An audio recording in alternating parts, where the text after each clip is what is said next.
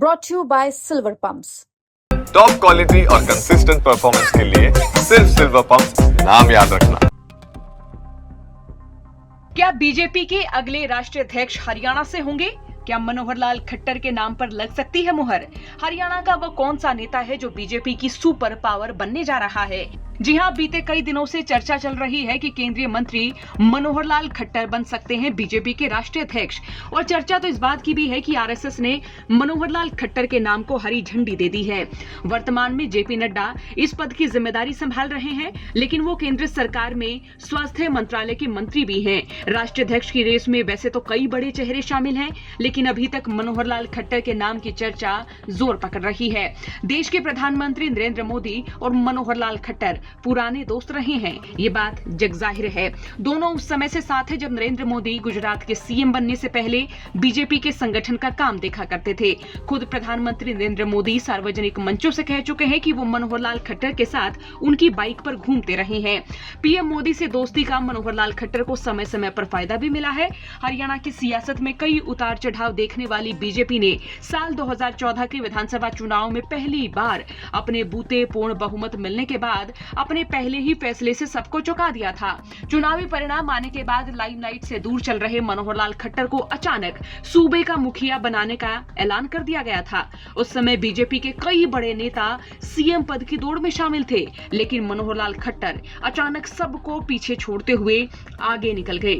BJP ने साल 2014 में जिस तरह से मनोहर लाल खट्टर को हरियाणा का सीएम बनाकर सबको चौंकाया था, ठीक उसी तरह 12 मार्च 2024 को अचानक उनका इस्तीफा दिलाकर भी सबको चौंका दिया था। इसके बाद पार्टी ने मनोहर लाल खट्टर को करनाल से लोकसभा सीट से टिकट दिया और जीतने के बाद वो मोदी सरकार के तीसरे कार्यकाल में कैबिनेट मंत्री बन गए।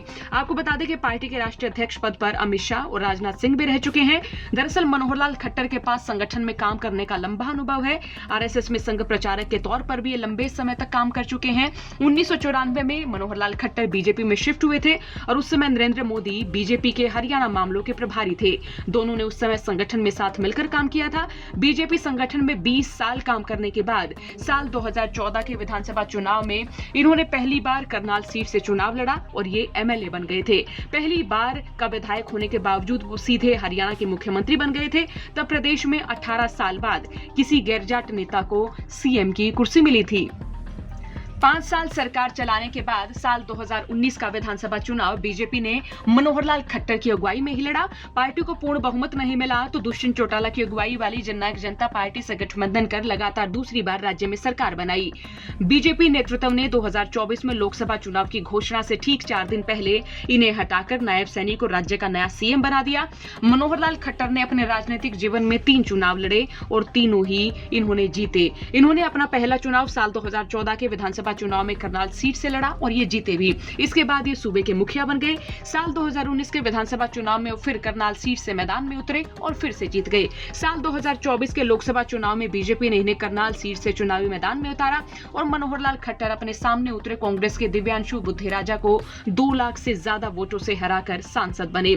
अब वो कैबिनेट में मंत्री हैं। मनोहर लाल खट्टर अपने घर परिवार से ज्यादा संपर्क नहीं रखते। हालांकि उनके सीएम, सांसद और अब कैबिनेट मंत्री बनने के बाद इनके पैतृक गांव निंदाना में जश्न मनाया गया। तकरीबन 9.5 साल तक हरियाणा में सीएम की कुर्सी संभालने वाले मनोहर लाल खट्टर उस समय सबसे ज्यादा चर्चा में आए जब उन्होंने सीएम रहते हुए रोहतक में अपनी पैतृक प्रॉपर्टी सरकार को दान कर दी थी। 9.5 साल मुख्यमंत्री रहने के बावजूद मनोहर लाल खट्टर का नाम किसी बड़े विवाद या फिर करप्शन केस में नहीं आया है।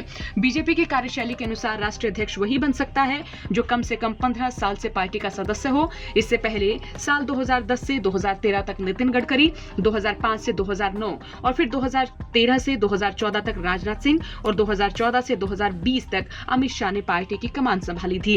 बीजेपी के अगले राष्ट्रीय अध्यक्ष बाबत सस्पेंस अभी तक बना हुआ है। फिलहाल संसद का बजट सत्र चल रहा है जो कि 4 अप्रैल तक चलना है और इसके बीच राष्ट्रीय अध्यक्ष की घोषणा पार्टी की ओर से की जाएगी। इसकी संभावना कम ही है। हालांकि 18 से 20 अप्रैल के बीच बीजेपी की नेशनल एग्जीक्यूटिव काउंसिल की बैठक बेंगलुरु में होनी है और ऐसी संभावना है कि इसी बीच बीजेपी नए राष्ट्रीय अध्यक्ष के नाम की घोषणा कर सकती है। हालांकि मनोहर लाल खट्टर के बारे में कहा जाता है कि बीजेपी हाईकमान के पैरामीटर्स पर ये हमेशा खरे उतरते रहे हैं। जो हाईकमान कहती है वो मनोहर लाल खट्टर करते हैं। अब देखना होगा कि बीजेपी के राष्ट्रीय अध्यक्ष बाबत फैसला कब तक आ जाएगा और क्या मनोहर लाल खट्टर बीजेपी की सुपर पावर बनने वाले हैं। आपका क्या सोचना, कमेंट बॉक्स में राय लिखिए। साथ ही चौगरदे की खबरों के लिए बने रहिए हरियाणा तक के साथ। ब्यूरो रिपोर्ट हरियाणा तक।